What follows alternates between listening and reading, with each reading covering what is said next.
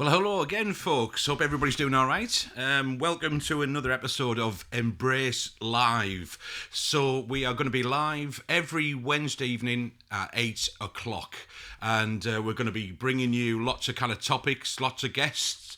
I'm your host for this time anyway. I'm hoping to get new hosts as well. But my name is Dave Dixon. I'm a member of the Embrace Church leadership team. And we just wanted to kind of start doing these live streams to kind of reach out to people who maybe don't interact with the church at all. You know, maybe you've never been to Embrace Church. Maybe you don't do the church thing, not really interested, or maybe you've just kind of stumbled across this live stream in amongst all of the other Facebook Live kind of things going on. And, hopefully we want to encourage you to stick with us. It's a very informal kind of chat. We're going to spend an hour looking at different things, topics, and so on. But, this topic tonight, we're going to hear from Allan and Toni Fraser, who are also part of the Embrace Church, who lead the church. Last week, we heard from them, and they told us how Embrace Church came about, how, what kind of happened, what were all the circumstances, and when did it launch, and where do they feel it's going next. We had some great questions by people who were tuning in. And, we want to do that again tonight, by the way. We just want to make it as interactive as possible. So please share this with your friends and family online. Share the stream. We'd love them to join in. And particularly, we would love people to pose their questions and ask Allan and Toni, really, really difficult questions. Because last week they did really well.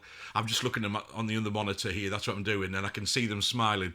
Because actually, they've admitted they were a little bit nervous last week, and but you couldn't tell. Honestly, they did so well. And so it's great that you're with us. I just want to say a quick hello to Jess. Thanks, Jess, for joining in tonight and viewing this. Hi, Paul, as well. Good to have you viewing. And Liz is excited to be part of us. She's actually put hi, everybody, not once, but twice on the comments. So obviously, Liz is very excited to be here, and it's good to have you joining in and watching as well, Liz. We're looking forward to your questions in particular, because it was like a job interview for Allan and Toni last week, so we want more of that. So, obviously, what we're going to be doing now, I've said already, we're going to be looking at different topics. So, last week was about how the church was kind of birthed, Embrace Church, that is, in Darlington. This week is going to start off a series of Embrace Wednesdays, Embrace Live, where we're going to hear from people and their God stories, okay? So what do I mean by that? We want to hear from people about, why and how did they come to the decision to kind of follow this Jesus fella, okay? Who they believe Jesus is, and, what impact that has on their lives so far. And so really what I've been talking to Toni and Allan just before we came on air, really, and I was just kind of really what I want to know from people is three kind of questions, really. And of course, like you say, we want you to comment and question as we go through. But really, three things, quite simple questions, but I'm sure they have quite detailed answers, really. Number one was, what was life like before for each of the people that we talked to? Before they actually then, which is the second question, gave their life to Jesus or committed themselves to be one of these God botherers, to these Jesus followers or Jesus freaks, as have often been known, and things like that. So what were the circumstances that led up to that decision, and what made them make that decision? And then, of course, we want to know, all right, you made the decision to follow Jesus, but what impact has that had on their lives as individuals? Obviously, we've got Allan and Toni tonight. They are married, so they're a couple. What does that mean in terms of how they live their lives and so on? I think I saw a little bit of a wave and a fist pump from Allan on there on the monitor that I can see. Obviously, he's quite excited to be married to Toni, which is good. I don't know if Toni feels the same way, but we'll soon find out. All right, okay. So I'm your host. My name's Dave, like I say, and in the future we would love other people to get involved and host these shows as well. We are doing these Embrace Live sessions every Wednesday night at 8 o'clock, and for an hour. All right, so we've got quite a relaxed time. Why don't I bring Allan and Toni in and they can say hello? Allan and Toni, could just to check that you can hear us. Yes. Yes. Can you hear us? There we go. Yeah, we can hear you loud and clear. Are you both well? Yes, thank you. Had a good day. Have you? Yeah, not too bad, thank you. What about you, Allan? Yeah, very good. And happy birthday to your lovely Jackie for a few days ago. Happy Yeah, birthday, absolutely. Jackie. I think I'm nearly there in convincing her that she's actually a year older than she actually is. But, just for the fun of it. But there you go. So thanks for last week. We've had a lot of people viewing and re-watching it. Okay, they didn't catch it live, but watch it live or re-watching it. Sorry, recorded on both the Embrace Church Facebook page and obviously the YouTube channel. And we'll do that each week. We'll kind of make sure that they're uploaded to YouTube, for example, so you can watch it there as well, and you can share that with your friends. That's going to be really helpful if people could do that. Because really we want to get the word out. We want to get this is happening, and we want Embrace Live to be responding to what people want, really. Okay, we've got ideas. I've just been jotting down earlier on. We've got about 3 months worth of shows potentially lined up here. But you know what? I just want people to know that we're willing to scrap our plans to respond to what they want, really. And that's why it's so important. I can see Mike and his comment already is itching to ask his question, but he hasn't told us what his question is. So we are looking forward to that. And Liz has just made a little bit of an apology. She's commenting on her phone, but it isn't showing up on my phone. Laugh out loud. We'll let you off. All right. So those 3 questions you heard earlier on, which was, what was life like before you kind of, then second question, how did you come to that decision and why to follow Jesus? And then I suppose what that means to you. And then the third question, which is, how does life look like now? How's that changed? Has it changed? What impacts it had? And again, this is what I love about hearing people's stories, is that they're all so different, okay? And different circumstances and so on. I don't know about you. Maybe you can comment online and let us know. Are you a people watcher? Not like in a weird, stalkery kind of way, right? But, I love programs like Gogglebox and so on. I mean, that's just watching people on the telly. We love it as a family and it's hilarious. We love these reality TV shows. I like certain ones. Then the kids love absolute drivel, but they watch it a lot and things. And it's great to know, and I'm fascinated by people and their stories, okay, and how and why, particularly if they've made that decision to follow Jesus. How and why did they arrive at that point, and where's it gone to since then? So really, that's what we'd love you to kind of explore with us tonight as we kind of just get together for this hour. Please don't be nervous. You don't look nervous, Toni. You're looking a bit tense there. Yeah, are you all right? All right, Allan. Just be careful of that arm around her. Just we don't know public signs of affection. And we know you're all loved up and everything, but just take it easy. You're live on FaceTube. All right. So, how are we going to do this? I know we chatted a little bit. Are we going to do it like together, or who's going to start, and then how's it going to intermingle? What do you think the best plan is going to work?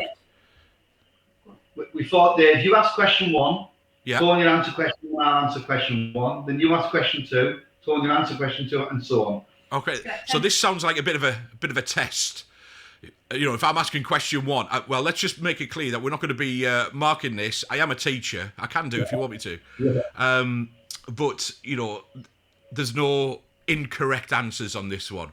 All right. So this is your experience. So it's not a test. But you know what? Like last week, I might stop you every now and again just to kind of clarify something that you say, if that's okay. Because I'm conscious that us churchy people, never mind shaking your head, I'm going to do it anyway, Tony.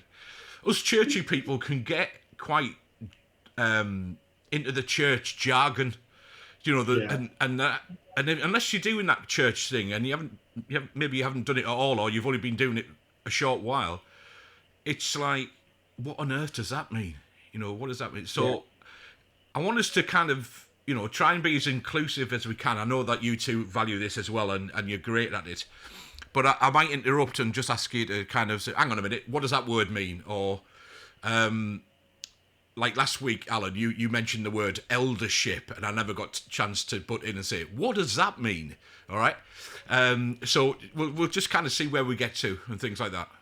Are you feeling relaxed? Yeah. Yeah. Are you breathing, Tony? Let's just check the basics. That's good. All right. I'm trying. So, we do appreciate you being part of this, obviously. And I don't know about you, but I've made the effort and done my hair especially for this evening, which is good. There we go. Yeah. So, there were those questions. I'll ask you question one first, which is just a bit of a guide, really. But, what was life like for you before you got to that point where you made a decision to follow Jesus then? Go on, who's going to go first then? But for me, kind of life was without hope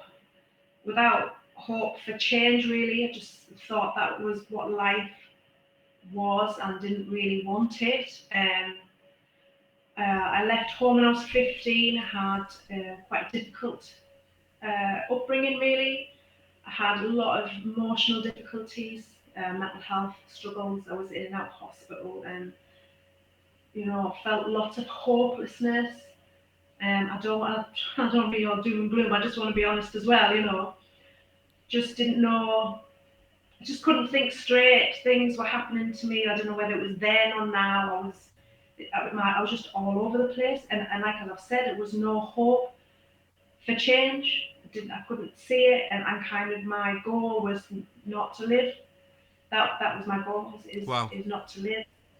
Yeah. Yeah, Tony. I mean, straight away, I just want to say thank you for your honesty and your vulnerability, because that takes an awful lot to open up about. And I don't know if you're aware already, but I've been doing this with the kids this week, that actually it's Mental Health Awareness Week this week. And, again, mental health, our emotional well-being, I'm sure you'd agree, is so important. And, we want to encourage people to be open about their mental health, and talk people and get support when they need it. So, I just want to say, thank you already for being willing to open up about that. Thanks, Tony. No, that's fine. When I was at school, in junior school, they had a bit of a God slot. And I used to, when I was younger than my teens, I used to hold on to it, really hold on to it. And so when I was living at home and it was not a nice place for me and stuff was going on, I found that I could feel calm and at peace when all the chaos was happening. And I knew that it was because it was that didn't really understand it all. I just knew the name Jesus, and I knew that he calmed storms, and I knew that if I fold my clothes up on a night, they'd still be folded because Jesus would sort it out for me. That's what I knew, and that's what I believed, and it happened. They were. But it's funny because I had a tiny amount of God, maybe twice a week, but that's all it needed for that to be sown into my mind and to know that actually there was help there. But when your teenage years get hold, all things leave. That's good, leave. And I had quite significant mental health problems. I was in and out of services. I self-harmed. It was not pleasant. Really, I had no hope. I had no hope for change at that time. Yeah. Wow. And again, it may well be that we've got people watching who can really relate to that, and the challenges around mental health, and obviously then the different forms of how that manifests itself. Self-harm you mentioned and things like that, really. But it's interesting that you said even at a young age, your junior school. Are you doing Sudoku there, Alan? Is that what you're doing?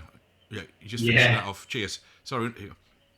But even at junior school, you kind of had that God slot. You said that meant something to you, and I would agree. Obviously, I mentioned earlier, I'm a teacher. That obviously kids are just like sponges, aren't they, when they're young and at that age? And that's why I work in primary. I choose to work there, and it's so important to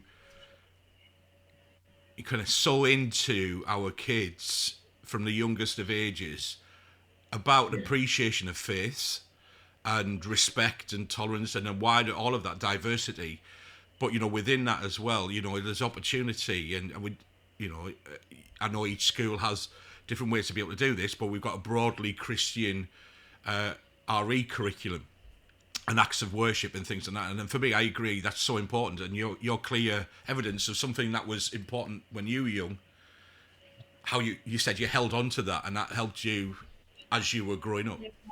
Is that fair to say? Yeah, really good. Yeah, that's right. Okay. Yeah. And then obviously you said you hit the teenage years, which again are really, really tough. Really tough years, aren't they? When as we're growing up as teenagers, are trying to find their identity, and what the world kind of means and where do they fit, and things like that. And it was really tough. In fact, actually, neurologically, if I can say that word correctly, there's lots of rewiring of the brain again in the teenage years. If you look at that kind of science, not that I'm an expert, but I do know something about that. And I've got daughters who like to just sleep because clearly that's what teenagers like to do. And so I think I must be a teenager as well, actually, because I like to sleep as well. There you go. Maybe I'm just old. So what do you want to tell us about then into the teenagers then, Toni? Do you want to kind of that next kind of stage of your story? Yeah, I think teenagers in terms of school, it got significantly. It was disturbing for people looking on. They didn't know how to help. I didn't know how to be helped. I didn't know I needed help. It was just everything's just chaos. It was a mess. I was reacting to things as if they'd happened just now, but they hadn't. They'd happened 2-3 weeks ago, or in the past. I was just an emotional wreck. Right. I got reports home for fighting, and sometimes I wouldn't have a memory of that, or just really hard, really. And then, as I said, I left home when I was 15. I went into care. Okay. Where did we go after that? So obviously, really, it's an understatement, but a really challenging time for you in a period of your life. Then, obviously, lots going on for you personally, and circumstances, and and things like that. Yeah. I think it was challenging it was challenging for my teachers. It was challenging for. I don't think it was easy for them. Yeah. I think it was hard. So there's only one of me, but there's lots of them, and it wasn't easy for them. They didn't know what to do with me. They didn't know what was right, what was wrong. I didn't help. So in the wholeness, it was just how it looks to me. Looking back, is a mess. Yeah. Nobody knew what to do. I didn't know. I couldn't articulate to them what was needed because I didn't know what was needed.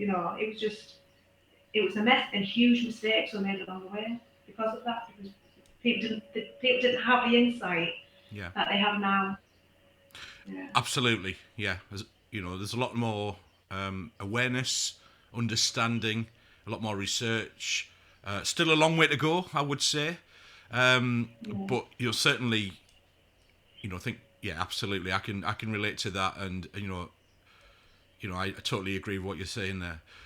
So you're in your teenage years at this point. Yes. Are we getting close to where you actually start to make a decision then? So you are. I'll tell you what. Can we pause there then? So at the moment we're in a life where you're in your teenage years. It's quite chaotic. There's a lot going on and challenging. for you, obviously as an individual, maybe for people around you as well? You mentioned your teachers and so on. Okay, can we pause there for the moment? Is that all right? Al, can we bring you in? Is that because this is like almost the before question? Yeah. Okay, so my upbringing was what I've always said to people is very normal. We weren't particularly rich, we weren't particularly poor. We just seemed to be able to have enough money to do what we wanted to do. Yeah. As long as what we wanted to do was kind of trips to Redcar and Blackpool, we weren't jetting off, to wherever. But I never knew anyone who was, so I never felt like I was missing out anything. Very normal upbringing in my experience, really. So I'm just going to fast forward. I left school, did quite well at school actually. Did quite well in the A levels and all of that. Just very normal. Got into my late teens, early 20s, and got like a normal job. So I was a regular 9 to 5 guy. Not loads of cash in his pocket, but some. Used to watching Match of the Day with a glass of cider. Still do that now if I can. But just pretty normal, right? Used to play pool at the pub on a Saturday night or whatever, football, running, big runner. But inside, I had lots of questions, right? So everything on the outward would have seemed pretty normal. Yeah. But inside, I had all these questions, right? Why are we here? What's the point of life? Not in a depressive way, just what's the point? Why are we here? How did we get here? Is the meaning? Is the truth? All of those big questions. And I was the kind of person who, there's an old song, Dave, of our era, you'll know it, where it said, "You will always find me in the kitchen at parties." And I was that guy. It was Jonah Louis sang that. And I was the guy in the kitchen at parties trying to find answers. The ones having those deep conversations, eating the peanuts. Yeah. And I heard every possible answer to those big questions. And none of them really satisfied me, right? So I've heard the whole we're an alien experiment, and I never really believed that. Heard every possible debate, but I never went home thinking, wow, I found the answer. And the funny thing was, I was quite lost with these answers because I had no church upbringing. So it wasn't like that we were anti-God. It was just not part of our conversation as children or family. It wasn't. I was in the Scouts. So now and again, I had to go to church for it, but I literally always tried to get a letter off mum to not go. Yeah. Just have no interest in it. So I never believed there was a God. I'd never seen anything that made me think God could be the answer. But I never believed that we were just here by random chance either. I never believed that. Logic tells me that's not true. Okay. I've never seen anything just come out of nothing. And yet some people tell me that the whole world came out of nothing. I've never seen a small thing come out of nothing. Yeah. And I used to read and research lots of different ideas and philosophies, but inwardly, no one knew this. I was doing this on my own in my room, Yeah. And nothing kind of seemed to be true. And this idea that the whole universe came out of something the size of a pinhead somehow became everything you see now. If people stopped and thought about it, it's actually ludicrous. I think actually it's ridiculous. Yeah. And so the answers the world were giving me, and some scientists, not all of them, but some scientists, it's illogical. There's no way all of that something can come from nothing. But I certainly didn't believe there was a God either. And probably quite pretentiously, I thought there must be a third way, and I'm going to find it. There must be it can't be God, it can't be the Big Bang and evolution, because they're both ridiculous. There must be another answer, but I couldn't find it.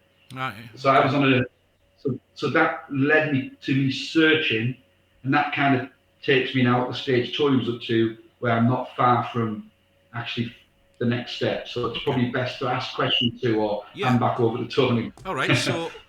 So Alan, you're telling us that at that stage in your kind of teenage years, towards older teenage years, is that fair to say? By now, late teens, early 20s now. Right. Okay. Well into my early 20s. Early 20s. Yeah. But you were just kind of not Yeah. satisfied with what, if you like, the world was telling you to these big questions. You know, the big questions like, what's the meaning of life? How's it come about? Exactly. And so for you at this point, what you said there was it was you know, it wasn't the God thing. You didn't go for that. You didn't go for the Big Bang kind of. You couldn't really No. swallow that either. Okay, so No. you're left looking for a third way, and you know, okay, that's all right. Your voyage of discovery. There must be a third way. I want an answer. That's totally understandable. Yeah. Okay, so you're in your early 20s at this point. A normal, whatever a normal upbringing is, but you know, not too eventful. You know, Yeah. much so. And then we've got Toni as well, obviously, who's had a very different kind of experience of childhood, growing up into her teenage years and things like that. But we're both now at the kind of point of, if you like, asking the second question, which I was going to kind of mention in a moment. We'll just pause there. Just you know, it's great to see so many people who are joining us. I'm looking at my other monitor here, and we just want to say that we want this to be interactive. All right, so please leave comments as we're going along. Ask questions, and I'm sure. And I mean, it's great to hear from Allan and Toni. We want to hear more, certainly. And you know, it's great to hear the different questions that they have and their life experiences up to the point that we've heard to. But you know, please, if you've got comments, please just add them, and we can add them to the screen and things like that. So just again, welcome for being part of us. You know, watching this. Don't worry if you've kind of just arrived or just tuned in. If you're doing the live thing, you can always catch up a little bit later on as well if you want to see the full, you know, kind of episode and so on. Okay. So, Allan and Toni, then, you know, again, thank you for so far. I'm really enjoying this, actually, and it's amazing how quickly the time seems to go. So we're up to the stage of that kind of, you know, second question. We've now found out what life was like before. Now we're at that stage where, hang on, how did it come about that you actually made that decision, that you felt God, Jesus was the answer, and you were convinced and committed to your kind of life? At what point did you do that? What were the circumstances? Why did you do it? Okay, Toni, are we going to go back to you? Is it? Yeah. Okay. Great. Yeah, fine. This is probably my favourite bit. So when I was 18, I got a place of my own, and from some charity, I can't remember what it was, got me a Clavinova piano. I mean, they're thousands of pounds. Wow. And I went out to the shop to get some ice pops, and I got broke into, and they'd taken the Clavinova piano and lots of clothes and all that kind of. And Wow. I mention that because it's unbelievable, isn't it? It's massive. Obviously, it must have been planned. They must have been watching me. So the police came, and this particular a policeman called Chris, he came and he had to take my fingerprints to kind of exclude mine to kind of compare fingerprints and who's mine, who's theirs. Yeah. And as we were doing it, I mean, you press your print on like that, you could see my arms. I had scars on them where I'd self-harmed previously. Okay.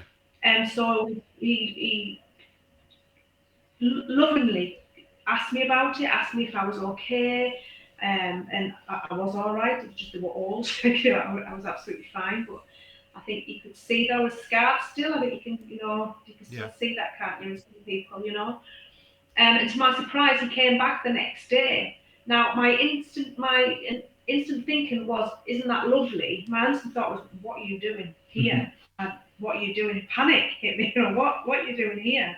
You know, but he was caring for me. I've not actually recognised it. I've not seen it. Do you know what I mean? I've not kind of felt it. I just thought there must be something wrong for him to come back. There's no way he's coming to me to see if I'm all right. It just had not. I just couldn't think like that, you know. Yeah. Anyway, he kept coming, and then he wanted me to meet his wife. So I met his wife, and we had a really great relationship. The three of us they'd invite me over to theirs for tea. You know, I didn't look after myself very well, so they kind of took that role on where they'd look after me and Wow. all this kind of stuff. And then they said, we go to church. And I'm like, all right. And like, I don't think I twigged what that meant, you know. Do you want to come? For well, yeah, I'll come to the church. It was recent. It was quite small. It's bigger now, but it was small then. So this is the favourite bit, and this is how lovely God is I walked through them doors, and the person who looked after me while I was in care, looked after me for a year and a bit, walked up towards me and said, "Oh, what are you doing here?" Wow. So I know it was amazing. Like I'm thinking, oh gosh, what am I going into? I really didn't know them that well. And I walked in, and the Alison Nicole, she was there. She's, "Oh, Toni." I'm like, but obviously I knew her a lot more than I knew Chris and Ingrid, you know. Yeah. So it was absolutely, and I felt so cared for and so loved, and Chris and Ingrid as well, so cared for and so loved, and that, you know, I can quite honestly and openly say God put them in my path. Wow. And have brought me here today, have contributed to where I am today. Now, obviously, I can't become a Christian because of their faith. It has to be my own. So the journey that went on there was, I used to like the worship, the music that they played, the band. I loved that. But I used to walk out for the preach because I thought I don't sit down well now for a long period of time, and I certainly didn't then. Yeah. So I used to nip out for a fag during the preach and then come back in for the worship and stuff like that. But what I noticed, which is another favourite part of mine, is during some particular songs, I could feel that same feeling I felt when I was a child. That kind of, I don't know what the word is, so I can't express it very well, but that there was a similarity of that calmness amongst the storm. Right. That I felt the storm within me, the emotions and the mood problems and all that kind of, I could feel the calmness through the songs, and I realised, God, it was you. God, it was you that helped me through the childhood. Oh, God, it was you that did that. It was you that stopped that. It was you who told me that answer. It was you who sang that song over me. And it all made sense. Wow. Just let me rewind. It didn't all make sense because there was a lot that needed to make sense. But then parts, the safety and the love that I felt when I lived at my parents' house, that was far removed to what I experienced ever before. Wow. Far removed, it was so different.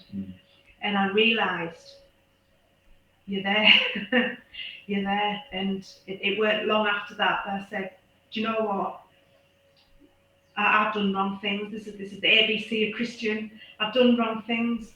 You know, people call that sin. It's just done wrong things. I know I have. I'll hold my hand at, you know, anything. I'm quite an open person, you know. I learned about what Jesus did for the wrong things I've done. Like I learned that in my basic way of believing it is like I have this wrong thing that's in my hand and I give it to God to give Jesus, and then He replaces it and gives me His love. And I think, well, that's a bit of a trade up, isn't it, for me? You know? And then the next bit was I realised, you know, I'm gonna follow you, Jesus, wherever you go. You go, I'm going. You know, I'm going. And here I am to that. I mean, there's more living out in that. That's just like we'll come to that. So you had in the midst of all that chaos and kind of moving out and nipping out for some ice pops and having your Clavinova nicked and getting your fingerprints took just in case it wasn't an inside job kind of stuff. But it, you know, some people who practically got involved in your life to help care for you, who turned out to be these Christians, these Jesus followers, and who kind of said, oh, hang on a minute, do you want to come to church? And, you know, obviously you invited along, and the importance there of, say, well, come along, come and find out a bit what this church thing's all about.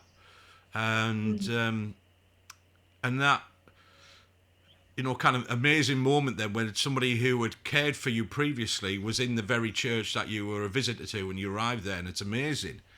We said last week we don't believe in coincidences, really. You know, there's kind of God moments, and you know, God brings things together in circumstances, and you know, God had clearly been on your side and looking after you, and from early on, like you say, when you were a young child, is you know, in those God moments at junior school, you said that calmness. Is that the phrase that you used? Yeah.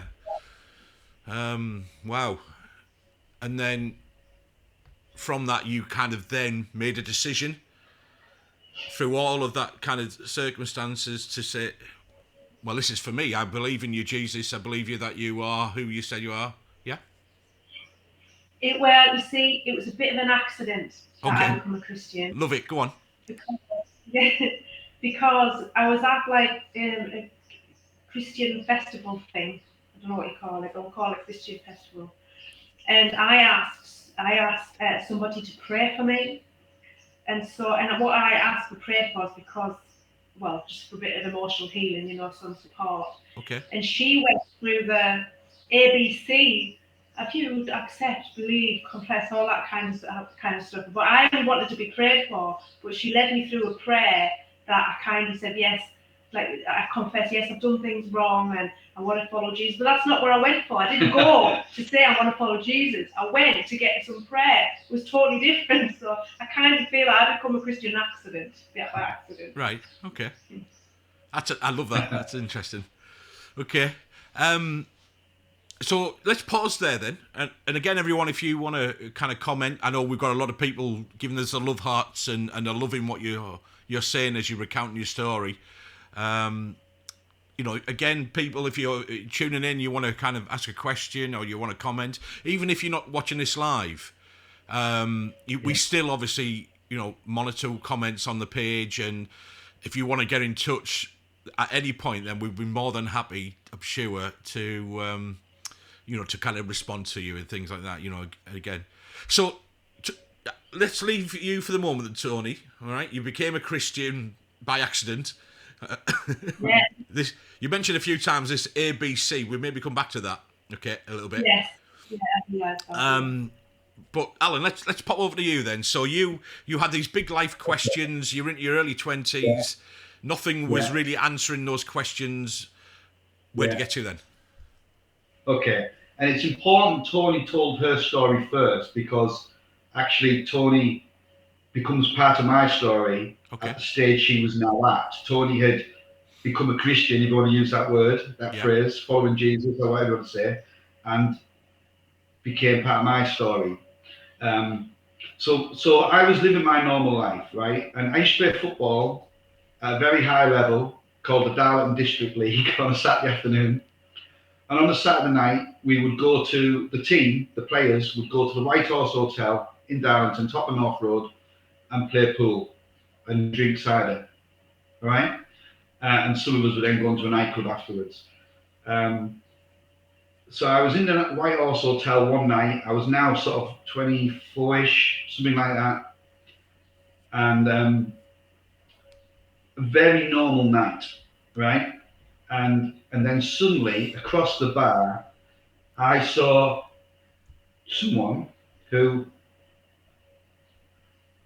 right, like I can't say it was love at first sight, but it was definitely lust at first sight, right? Yeah. I hope the love bit would follow, but at this point, I just saw the most beautiful woman I'd ever seen in my life, then or since, right?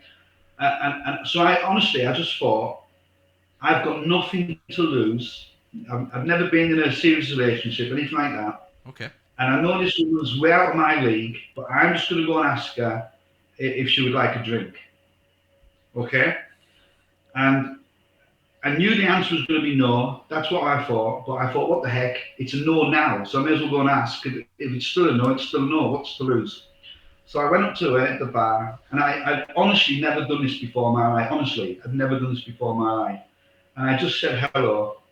And this lady, this was the lady, Toni. Thanks for clarifying. We gathered. Yeah. Started. Well, it's amazing. People, I've told the story before, and people don't always gather. Even what you're going to say in front of your wife there, But so we started chatting and all that.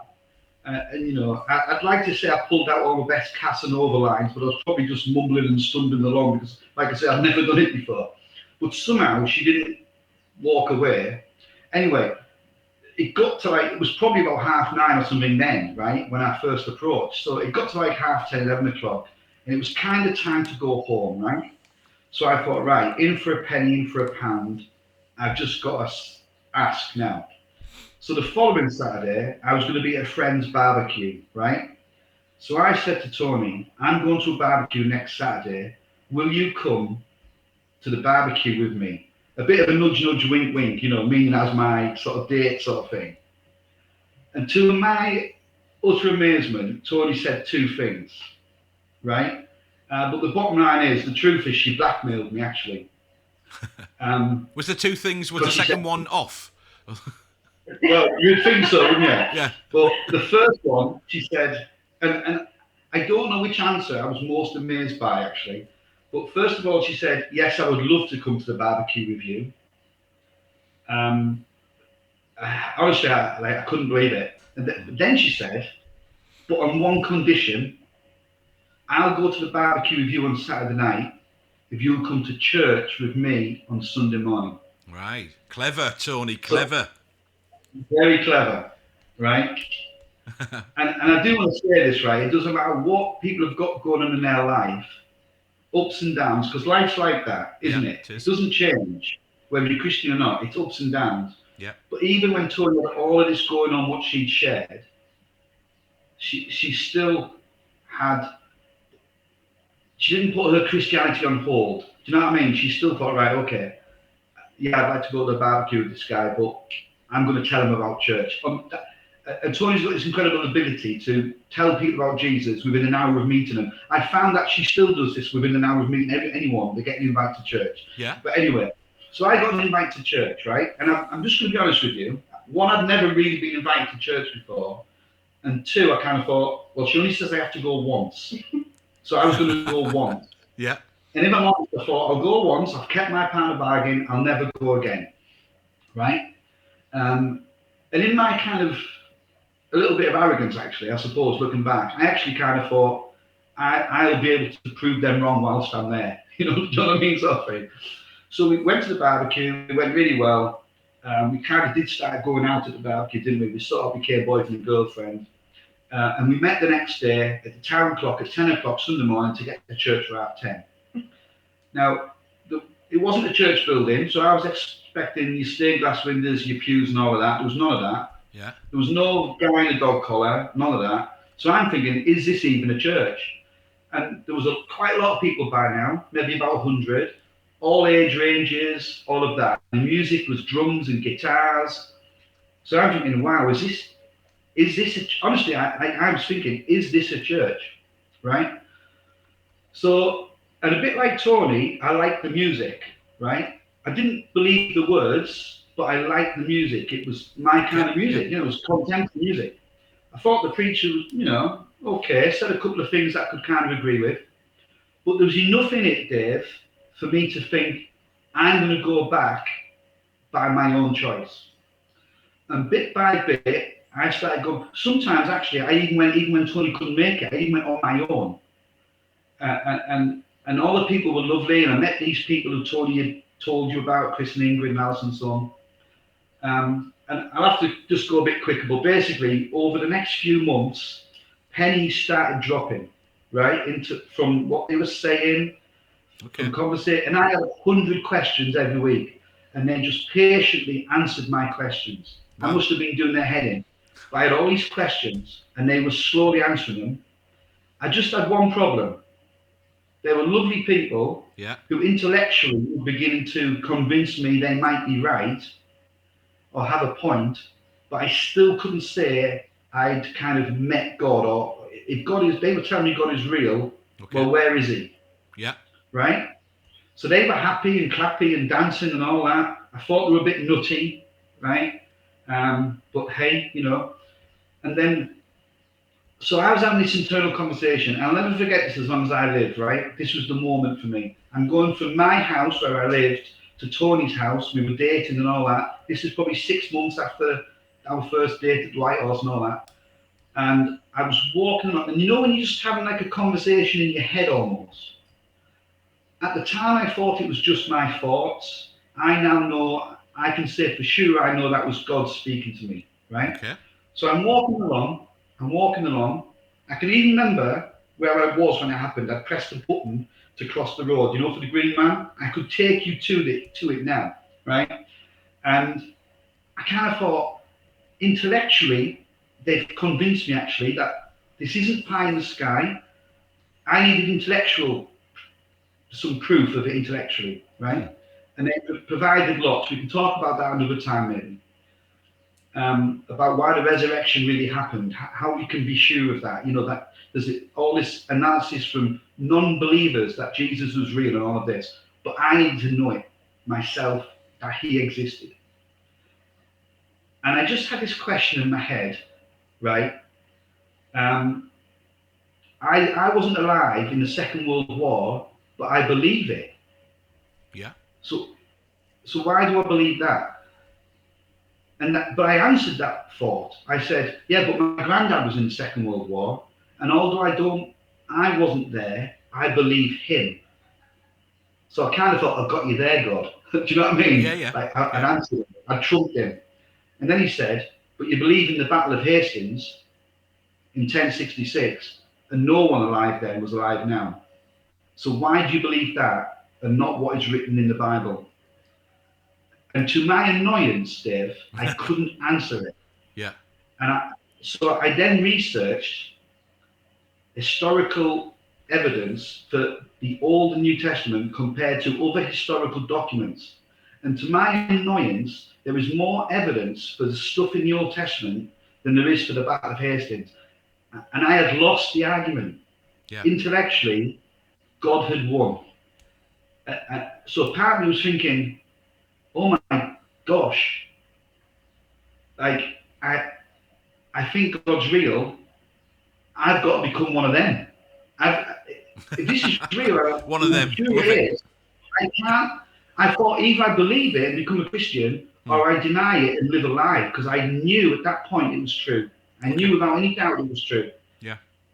And then I sensed God. He flooded me in a sense emotionally in that day. Wow. And we've never looked back since. So yeah. Wowzers. Yeah. So I think everybody tuning in now knows that you are a details guy, and you like to ask questions. And let me, from the time I've known Allan, nothing has changed at all, and that's a good thing. But you were, well, I was going to say satisfied, more than satisfied that actually your big questions had been answered. Every one of them. Every single one of them, yeah. And that's the thing, isn't it? It wasn't just kind of blind, kind of stumbling into it, almost like Tony's mistake kind of approach, but utterly convinced by lots of circumstances. I'm sure there's more that you haven't talked about, because you referenced that. That God was real. Jesus is who he says he is. Historically, there's evidence to back all of that up. And then obviously you made a decision, both of you at different times, to commit your lives to following Jesus and living the truth that is in the Bible. Is that fair to say? Yeah. Yeah, okay. So let's do this last bit, if we can, together, which is that third question of kind of like, because obviously at some point you were a couple, but you tied the knot, you got married, is that right? Yeah, very soon after. Yeah, very soon after. Dave, honestly, I couldn't wait another minute. I was like, come on, we're Christians, let's get this deed done. Did you have a choice, Tony? You didn't sound like you did. No. Yes. Okay. Let me just check in with Tony just briefly here. At this point, did you like his recount of your first meeting? Did he do well? He adds a little bit extra every time he says it, but it's really good. You like that? So I think we can all agree, like us watching this tonight, that yes, Allan, you're still punching. She's way above your league, but you must be doing something right. Well done. Okay. So this last bit then, the third question is, and we've got, let's just say about 5 minutes before we kind of wrap up for tonight. How has life been since that moment? Obviously, you talked about together, you got married as soon as you could. You both had decided to kind of commit yourselves to living the life of following Jesus and what the Bible says. Allan, I want to pick up on what you said a little bit earlier on, in that, we live life on ups and downs, and you said, actually, that doesn't change when you become a Christian. Okay? What did you mean by that? And what was life like since then? Well, I'm going to be really quick because I want Toni to answer some of this because I think she describes it better than me. But basically, becoming a Christian, you don't get transformed into some bubble 6 foot above the ground. Life continues with all its ups and downs. Yeah. Everything that throws at you, whether you're Christian or not, continues to come. But you learn, right? It's not like you're implanted with a microchip. You learn to trust God in it, knowing He's good, knowing He'll help you through it, knowing He'll do you good in the crap, right? It's not for nothing. You learn something in it to help others or to grow better yourself the next time. Yeah. And He opens doors and gives you miraculous little treats along the way that normal life just can't give you. Right. Yeah, that. Okay, great. Good. So What what's was the life question? been like since you made that decision? Obviously, you're now a Christian, as we call them. You're doing the church thing. But what does it look like now? One of those kind of moments, what's it meant to you since then? Well, I spent, we spent a lot of years of repairing, I guess. Lots of people looking after me, people who were looking after me and kind of replaced some of the stuff from my childhood, and who loved and cared for me unconditionally, separate to I want to call her my mum now. She's called Fran. God provided her for us. Like I spoke to you before about the lady who used to work in the care home and the policeman in his life, all God's provision. Yeah. And I think sometimes it'd be easy to think that when you become a Christian, like Alan's just said, that you should have all your problems sorted out and you should have all this and you should have that. It doesn't work like that. It doesn't work like that at all. And I'll give you an example. I've already said when I was a child in my bedroom, that calmness amongst the chaos. Yeah. The chaos still happened. It didn't not happen. It was still there, but my response to it differed. I should not have felt that calm in that situation. Just a quick story for me. I'm just conscious of the time. That's okay. I was in a hospital one time, and it was a 7-month stint. I was so ill. Okay. I stopped eating, drinking. I had my organs were starting to shut down and stuff like that. Wow. I was in a terrible state. I didn't function with the kids, didn't function as a wife. It was an awful time. And through desperation, the doctors gave me ECT, and that's electric convulsive therapy. Yeah. And now you could think of that and think, well, how can God be in that? But you know what? It saved my life. Right. Because it rewired my brain. I had 10 sessions of it, and it rewired my brain. And then I forgot that I wasn't eating. I forgot that I wasn't drinking. I forgot a whole load of stuff from emotional stuff. And so I started to get better, and I have never been as ill as that. Again, I have been ill, but never as ill as being life-threatening. And the moral of the story is, you can go through desperate stuff. You can. But God is there with you. That's what makes the difference. I was in so much agony, thinking, I felt guilty, and my goal was just want to die, this obsession of it. And I just felt something, I was in the cigarette, lift my chin. I know that might sound weird to you, and I'm sorry guys, but I can't hide from the truth. I felt something lift my chin, and I just felt a sense of, of a crown. I had jewels on me. I mean, I know I was in a mental health ward, so maybe that goes hand in hand with it. But I just knew that was spiritual. I knew it was real. I knew it was God. It wasn't, and it made me feel different.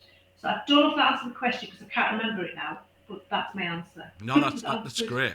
That's great. Thank you. we just coming to the end now, really, and it's been great. I just want to thank you both for telling your story of what it means to you, in terms of and how you became a Christian and how it's impacted your life.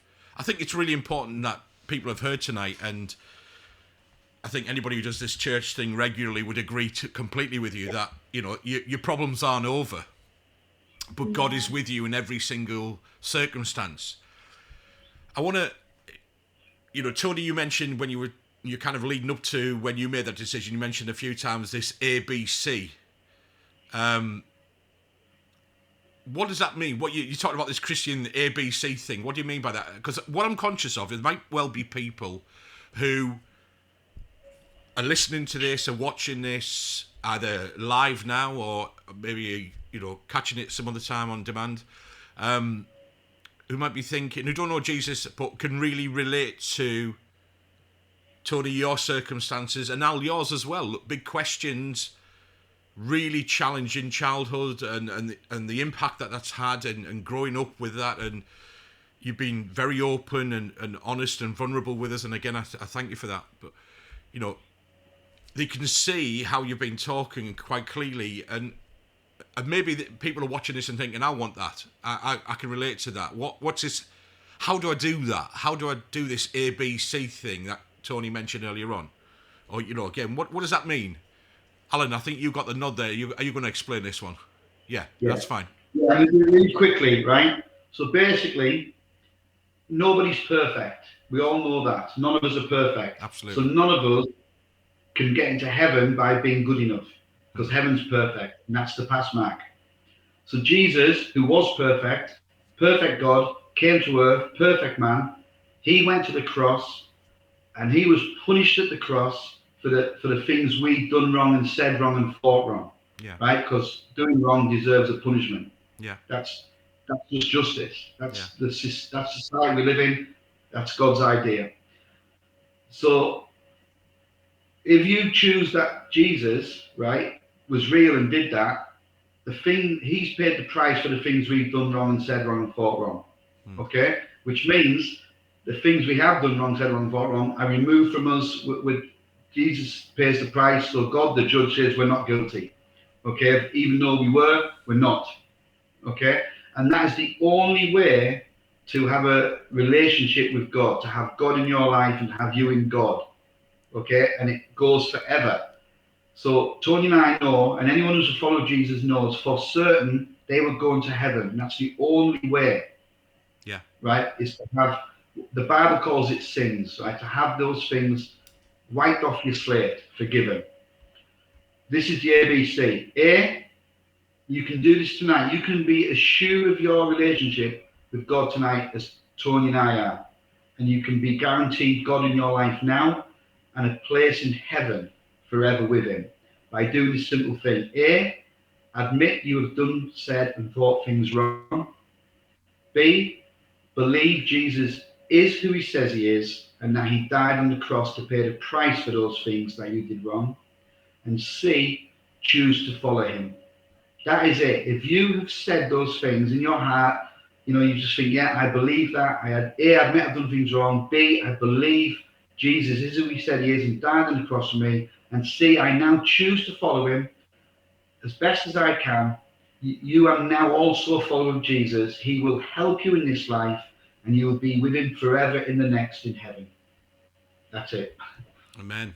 All right. Thank you so much. I've really enjoyed this past hour. I mean, I've known you a good few years now, but again, I just love hearing your story and how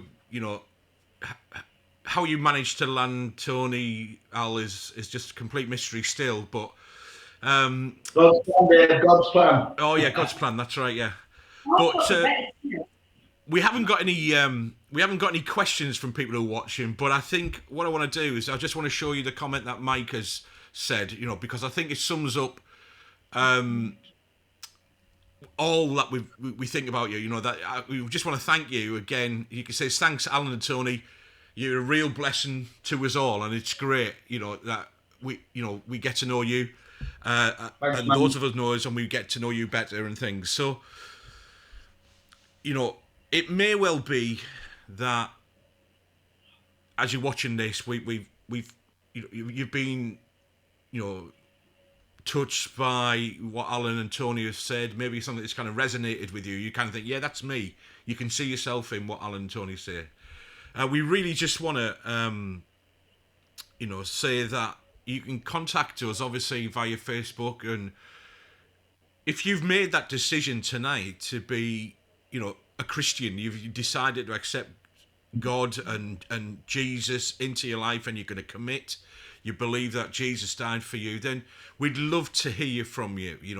Just send us a message, leave us a comment, and we'd love to reach out to you because, we want to know who you are. We'd love to kind of spend some time with you. So please, head over as well to our website. You can do it that way, and there is a contact form on there. And a few people have contacted us recently that way, and it'd be great just to get in touch because we'd like to meet you, subject to obviously safety, to face, and do that. So I just wanted to again just thank Allan and Toni, who are back on camera. Just caught them. There we go. I'm glad you're still there. You've been amazing. All right, thank you for kind of kicking off this, my God story kind of series that we're going to do. And I think you've set the bar really high in that sense. Thank you for being honest and vulnerable with us. All right. Thank you. Great. Thank you. So everybody else, please join us next week. We've got somebody else. In fact, it's going to be myself. And we'll see how we're going to do that. But I'm going to be telling you my story, how I'm going to answer those 3 kind of questions. What was life like before for me? How did I come to that decision to follow Jesus, and what has life like or been like since then as well? So please connect with us. Leave your comments. We'd love to hear from you. Love to hear your thoughts. We'd love to kind of address what you think you'd like to hear in future. We're going to be back here every Wednesday, like we say, doing our kind of Embrace live kind of session. And I want to say it, it's a bit of a cliche, but God bless. We hope that you find Jesus and it becomes personal for you in a relationship. You can enter into a relationship using that ABC kind of way, okay, that Allan's just explained to us. If you're still not sure, then just get in touch and we'd love to talk more with you. God bless you. Take care. See you next week, Wednesday, 8 p.m. Thank you.